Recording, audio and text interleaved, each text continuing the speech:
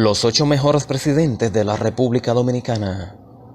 Los presidentes, primeros ministros o jefes de Estado y de Gobierno son las personas que ostentan el más alto cargo en cualquier nación organizada del mundo. Son los responsables de cumplir y hacer cumplir la Constitución y las leyes, dirigir la política económica, garantizar la seguridad ciudadana y tomar las decisiones que vayan en beneficio de los mejores intereses de su nación. Además, defender el país en caso de agresión extranjera y asistirlo en situaciones de calamidad o emergencia nacional. Por eso, en el siguiente top, quiero invitarte a conocer lo que en mi opinión han sido los 8 mejores presidentes que hemos tenido en la República Dominicana. Esto basado en su legado histórico, las medidas que tomaron y las cosas que realizaron en favor del país.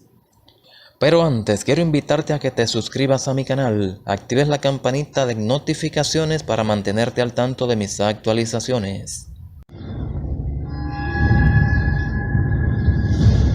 Para abrir este top, situamos en la posición número 8 al presidente Francisco Ulises Espaillat. Francisco Ulises Espaillat fue un político, farmacéutico y activista revolucionario que nació el 9 de febrero de 1823 y falleció el 25 de abril de 1878. Fue el 19º presidente de la República Dominicana, pero solo gobernó durante unos 5 meses, desde el 29 de abril al 5 de octubre del año 1876. Al momento de ser elegido presidente, el país estaba en bancarrota y en medio de una pugna política entre los dos partidos políticos del momento, el Partido Azul dirigido por José María Cabral y el Partido Rojo dirigido por Buenaventura Báez, situación con la cual no fue capaz de lidiar el presidente y terminó renunciando. Francisco Ulises Espaillat es considerado como uno de los políticos más honestos, tomando en cuenta que en el contexto en el cual le tocó gobernar existía una menor vigilancia en la utilización de los recursos del Estado. Para formar su gobierno, se rodeó de los mejores y más capaces hombres de la época, en un intento de gobernar apegado a los mejores intereses de la nación. Y aunque su gobierno fue muy breve, es considerado como uno de los más patrióticos, honestos, democráticos y progresistas de la época.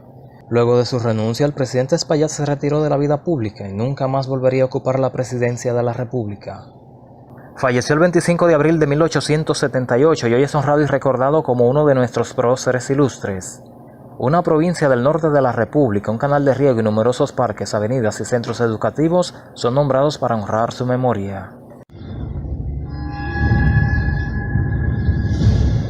Descendiendo a la posición número 7 de nuestra lista, situamos al general Gregorio Luperón. Gregorio Luperón nació el 8 de septiembre del año 1839 en la ciudad de Puerto Plata, ciudad situada al norte de la República Dominicana, y falleció el 20 de mayo de 1897 en su ciudad natal. Fue un comerciante, militar y político dominicano que participó en varias revoluciones, entre ellas la Revolución Cibaeña de 1857, la cual tenía como objetivo expulsar del poder al presidente de entonces, Buenaventura Báez. Participó además en la Guerra de la Restauración, efectuada de 1863 a 1865 contra la anexión del país a España, y en la Guerra de los 6 años, otra vez contra Buenaventura Báez. Luperón fue miembro del Triunvirato de 1866 y de presidente provisional pasó a ser el 28º presidente de la República Dominicana tras el golpe de Estado contra Cesáreo Guillermo. El gobierno de Luperón duró 14 meses, durante los cuales hubo paz, libertad y progreso. Se produjeron además las primeras elecciones limpias en las cuales resultó electo en 1880 el sacerdote católico Fernando Arturo de Meriño. En los años posteriores, Luperón seguiría activo en la vida pública, pero jamás para volver a ser presidente. Prefirió colaborar y luego adversar al hombre fuerte de entonces, Ulises Herou, quien terminaría expulsándolo del país. Luperón falleció el 20 de mayo de 1897 y hoy es honrado y recordado como uno de nuestros grandes próceres. Importantes calles y avenidas, parques, centros educativos y plazas en todo el país, incluyendo un municipio de la costa norte, son nombrados en su memoria.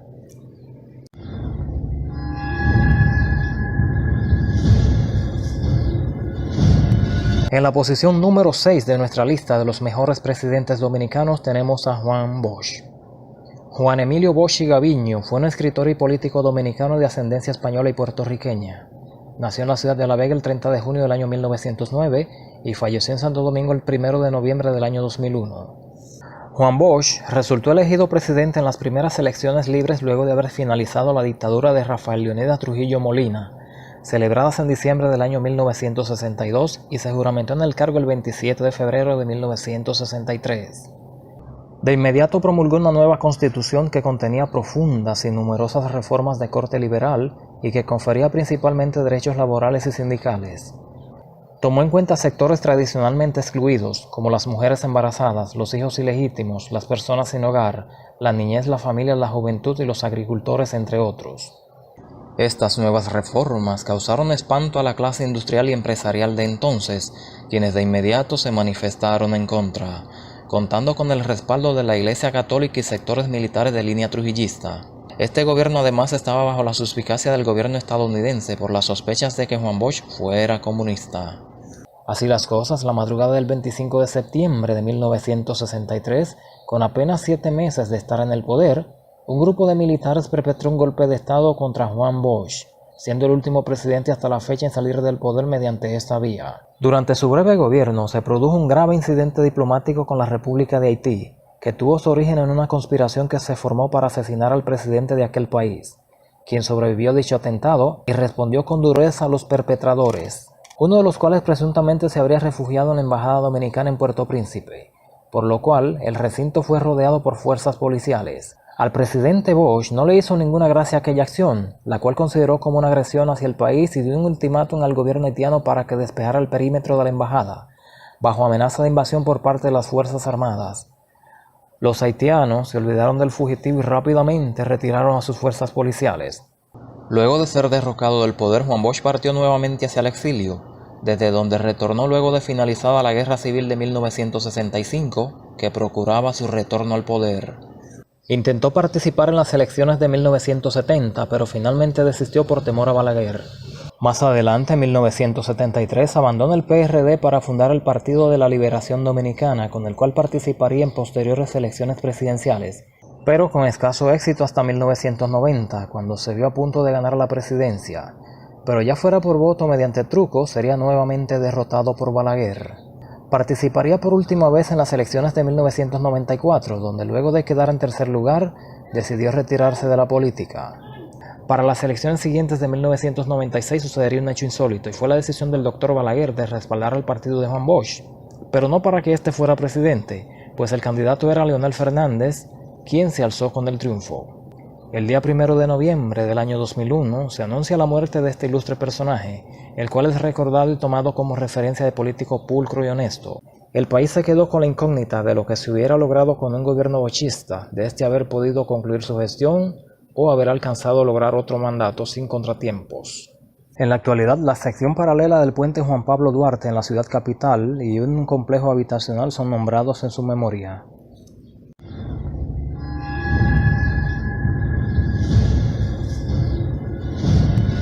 Posicionándose en el puesto número 5 de nuestra lista tenemos al presidente Antonio Guzmán Fernández. Antonio Guzmán Fernández nació en La Vega, ciudad del centro norte del país, el 12 de febrero de 1911 y murió trágicamente en Santo Domingo el 4 de julio de 1982. Fue un agrónomo, empresario y político dominicano que ejerció su mandato de 1978 a 1982. Su gobierno es valorado principalmente porque representó una especie de respiro, luego de largos años de represión político-militar ejercidas durante los 12 años del régimen de Balaguer. Fue un presidente además reconocido por su gran honradez en el manejo de los fondos públicos. El presidente Guzmán Fernández realizó cambios en el ordenamiento burocrático militar, tomó medidas contra la corrupción que había caracterizado al gobierno anterior y se encaminó hacia un nuevo ordenamiento del Estado dominicano, eliminando el fantasma de las sazonadas militares y de la interrupción del orden democrático.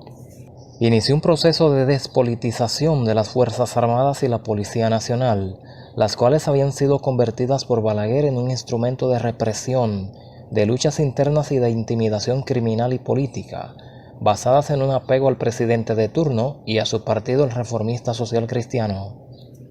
Antes de cumplir 60 días en el poder, promulgó la ley de amnistía que puso en libertad a centenares de presos políticos y permitió el regreso de decenas de exiliados políticos del régimen anterior. Derogó una serie de medidas administrativas que afectaban el disfrute de las libertades individuales, dando paso al establecimiento de un ambiente democrático en el país. En un discurso pronunciado el 22 de enero de 1979, delineó su política económica, la cual se enfocó principalmente en incentivar el desarrollo agrícola y la agroindustria, como fuente generadora de empleos en las zonas rurales. También promovió medidas para la protección de la pequeña y mediana industria, la limitación de importaciones suntuarias, así como estímulos a la actividad exportadora y el aumento de la producción de energía eléctrica. Su gobierno se enfrentó a uno de los peores desastres naturales que han azotado al país, el huracán David, que golpeó el 31 de agosto de 1979, provocando miles de muertos y grandes pérdidas materiales, principalmente en la agricultura. La madrugada del domingo 4 de julio de 1982 se suicidó en el Palacio Nacional, faltando apenas 43 días para terminar su mandato. El presidente Antonio Guzmán hoy es valorado y recordado como uno de los mejores presidentes dominicanos. Sin embargo, curiosamente, apenas algunas calles han sido nombradas en su memoria.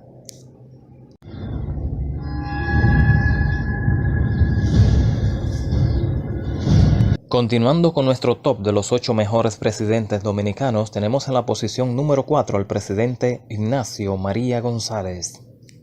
Ignacio María González nació el 26 de enero de 1838 y falleció el 8 de febrero de 1915.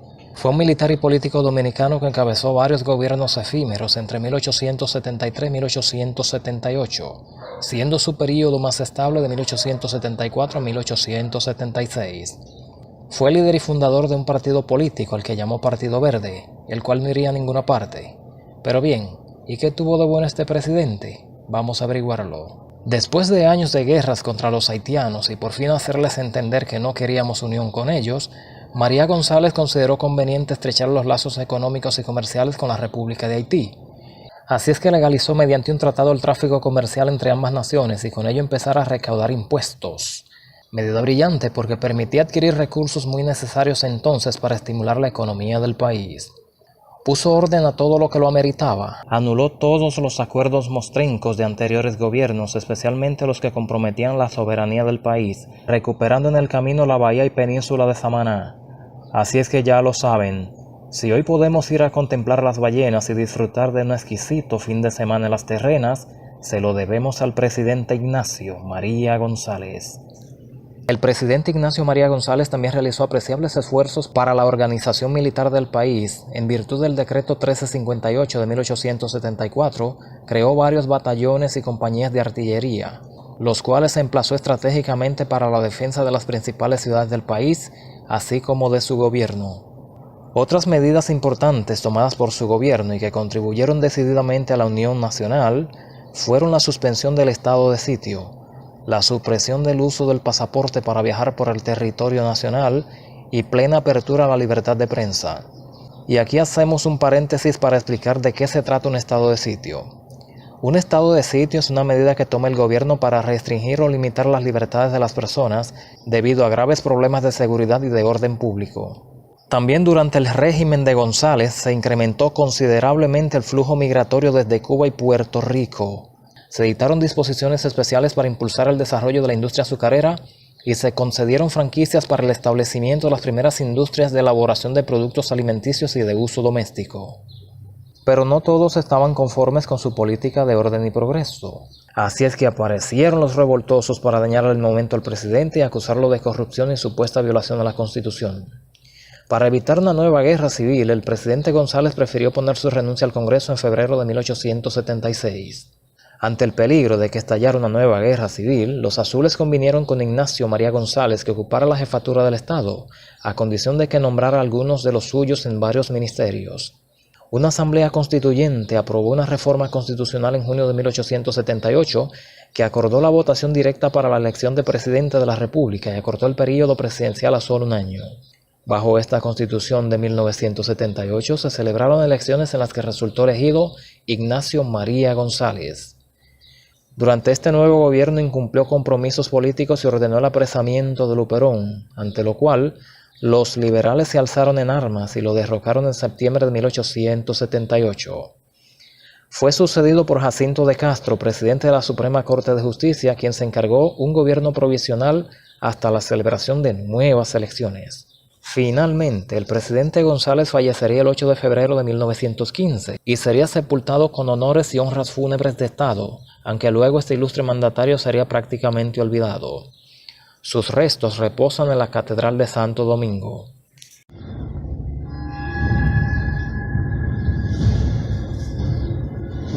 Desplazándonos hacia la posición número 3 de nuestro top nos encontramos con el doctor Joaquín Balaguer. Joaquín Antonio Balaguer Ricardo nació en Navarrete, Santiago, el 1 de septiembre de 1906 y falleció en Santo Domingo el 14 de julio del año 2002, próximo a cumplir los 96 años. Fue un ensayista, escritor, estadista, poeta y político dominicano que gobernó el país durante varios periodos, de 1960 a 1962, de 1966 hasta 1978 y de 1986 hasta 1996, lo que lo convierte en el político que más veces ocupó el cargo presidencial en la República Dominicana. Inició su carrera política bien temprano en su juventud y fue colaborador cercano del dictador Trujillo, en cuyo régimen desempeñó importantes cargos ministeriales, incluyendo el de presidente títere.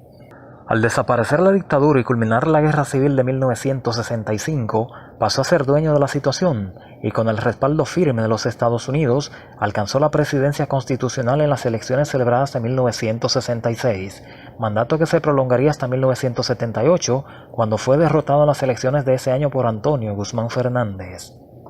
Luego, posteriormente, vuelve a ganar las elecciones en 1986 y gobierna el país durante un periodo de 10 años, en el transcurso de los cuales se celebrarían otras 2 elecciones, ganadas también por Balaguer, aunque en medio de graves denuncias de fraudes, motivos por el cual se vio forzado a recortar su último periodo de gobierno de 4 años a 2.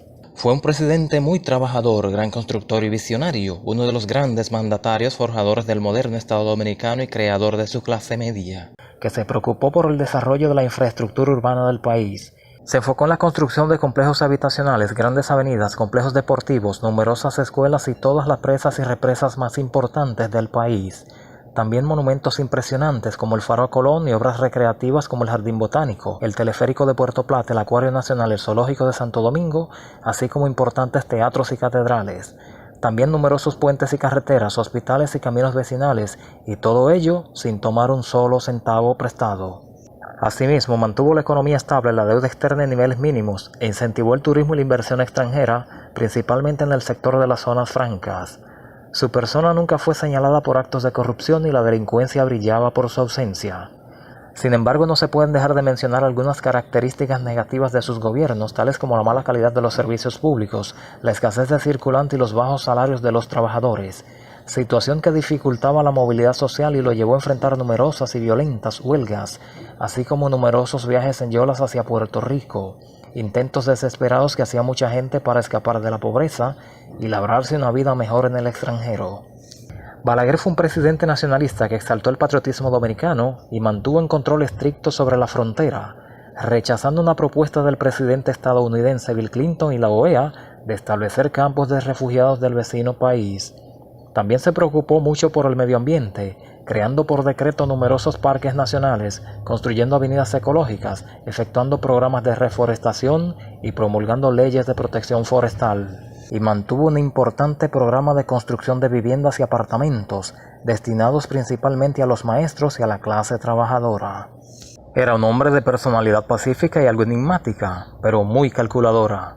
No acumuló fortuna y se conformó con una vida austera y sencilla, aunque siempre mostrando un afán desmesurado por perpetuarse en el poder, algo que al parecer era lo que más le apasionaba en la vida, y para lograr sus propósitos solía recurrir a las malas artes, como la organización de elecciones cuestionables, la intimidación y la persecución política. En más de una oportunidad, sus opositores debieron apartárseles del camino. Balaguer fue un político que se destacó por su gran sapiencia, habilidad y veteranía, lo que en buen dominicano es el equivalente a ser un zorro, un tigre gallo, un diablo a caballo. Supo entenderse con Trujillo y sobrevivir a su dictadura, para luego escapar de la furia de los antitrujillistas y posteriormente ser apoyado por estos. Pulverizó a los comunistas, ninguneó a Juan Bosch, neutralizó a Jorge Blanco, relajó a Peña Gómez y prácticamente se dio el lujo de escoger a su sucesor en el poder. Finalmente, el gran caudillo reformista falleció en la tranquilidad de la vejez el 14 de julio del año 2002 y fue sepultado con honores de Estado, dejando atrás un gran legado político y numerosos seguidores y detractores, llegando a ser reconocido como el padre de la democracia dominicana y considerado en numerosas encuestas como uno de los mejores mandatarios dominicanos.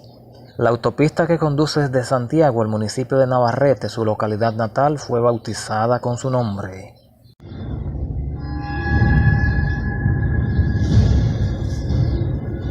Aproximándonos a la parte final de nuestro top, nos posicionamos en el puesto número 2, en donde ubicamos al presidente Horacio Vázquez.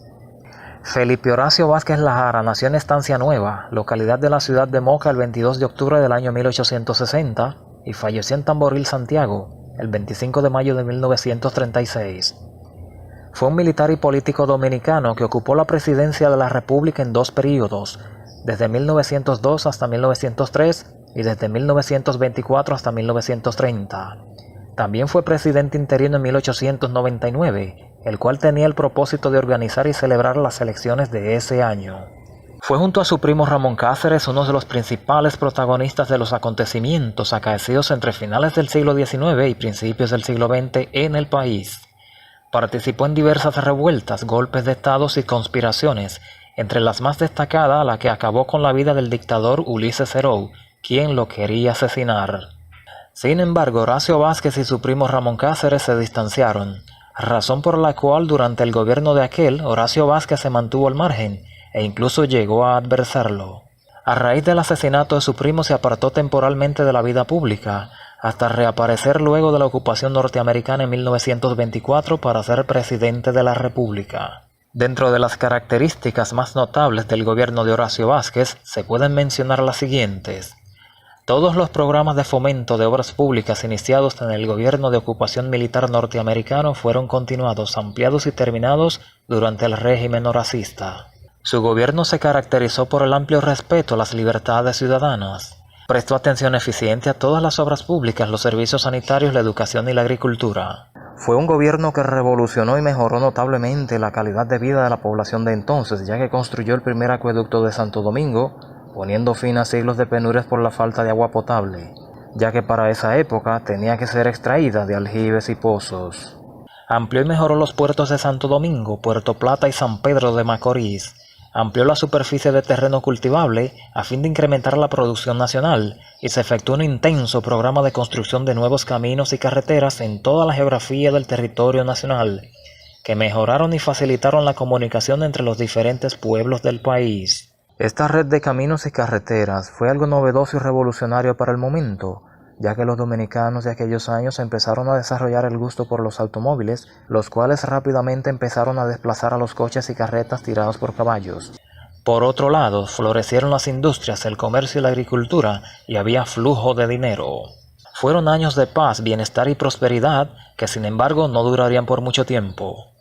El presidente Horacio Vázquez extendió su periodo de gobierno de 4 años a 6 y cometió el error de intentar extenderlo aún por más tiempo, pero ya para entonces estaba aquejado de serios problemas de salud y enfrentando además una férrea oposición de sectores opuestos a su gobierno, incluyendo a colaboradores cercanos, entre los que destacaron el entonces brigadier y jefe del ejército Rafael Leonidas Trujillo Molina, quien junto a Rafael Estrella Ureña organizó un golpe de estado que puso fin al gobierno de Horacio Vázquez.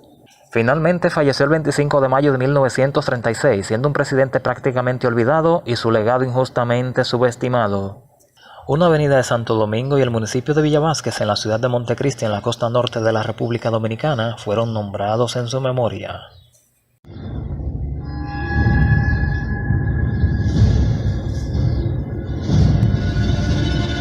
Y bien, señoras y señores, hemos llegado al puesto número 1 de nuestra lista de los 8 mejores mandatarios dominicanos, posición que ocupa el presidente Ramón Cáceres. Ramón Arturo Cáceres Vázquez, alias Moncáceres, nació en Estancia Nueva, localidad de la ciudad de Moca, el 16 de diciembre del año 1866 y murió trágicamente el 19 de noviembre de 1911. Fue un militar y político dominicano, presidente y ministro de Guerra y Marina. Desde muy joven se mostró renuente a participar en actividades políticas, pero a instancias de su primo Horacio Vázquez se involucró en una conspiración para justiciar al dictador Ulises Serou, ya que éste había ordenado el asesinato de su padre Manuel Altagracia Cáceres y también pretendía eliminar al primo Horacio. Pero ambos primos resultaron ser más vivos y se cargaron al dictador primero, hecho acontecido el 26 de julio del año 1899. Ocupó la presidencia de la República el 12 de enero de 1906, luego de la renuncia de Carlos Morales Languasco. Durante su mandato firmó la Convención Dominico-Americana de 1907, la cual le cedía el control de las aduanas dominicanas al gobierno estadounidense, para cobrar las deudas de gobiernos anteriores. Ese mismo año promulga una nueva constitución en virtud de la cual es reelegido en 1908 y gobierna hasta 1911, año en que murió asesinado. Veamos cuáles fueron las principales acciones de este presidente. La pacificación del país. En aquellos años el país estaba inmerso en una gran inestabilidad social y política debido a que existían numerosos caudillos o caciques regionales, los cuales contaban con hordas de seguidores fanatizados y apandillados, que no respetaban ninguna autoridad ni dejaban gobernar a nadie, porque deseaban controlar el país a su antojo. Ramón Cáceres se enfrentó con determinación a estos caudillos para restaurar el orden. Además puso en práctica nuevas políticas económicas, reorganizó el ejército y realizó grandes aportes en el área de las obras públicas. A su llegada al poder, Cáceres tuvo que hacerle frente a serios problemas económicos en el país. Especialmente hubo de ocuparse de una deuda de 47 millones de dólares, que para la época era una deuda gigantesca. Para el presidente Cáceres lo prioritario era pagar dicha deuda, así que realizó varios acuerdos financieros con el gobierno de los Estados Unidos, uno de los cuales resultó favorable para el país, porque logró que la deuda fuera reducida a 17 millones de dólares, si bien implicaba otorgar cierto control al gobierno estadounidense sobre las aduanas dominicanas. Ramón Cáceres fue un presidente astuto que tomó algunas medidas radicales para garantizar el control político y militar del país. Mediante una reforma constitucional instauró el sistema bicameral actual de diputados y senadores, anuló el cargo de vicepresidente y suprimió el control militar de los gobernadores provinciales. Tomó estas medidas porque tanto los vicepresidentes como los gobernadores en esa época se dedicaban a conspirar contra los presidentes. En su gobierno se realizaron importantes proyectos de obras públicas y sociales e incentivos a la producción nacional, entre las que se encuentran construcción del malecón y las principales calles de la ciudad capital, además de numerosos puentes y carreteras, ampliación del ferrocarril central hasta Moca, mejoría y extensión de los servicios telefónicos, telegráficos y de correo, reconstrucción de los principales muelles y puertos del país y reorganizó el ejército, que pasó a llamarse Guardia Republicana, luego conocida como la Guardia de Mon, la cual al parecer era bastante eficiente, pues su fama ha trascendido hasta nuestros días. Aquel gobierno además se preocupó por la educación, ya que elevó el número de escuelas existentes hasta entonces de 200 a 526, las extendió hasta las zonas rurales y las equipó con materiales educativos.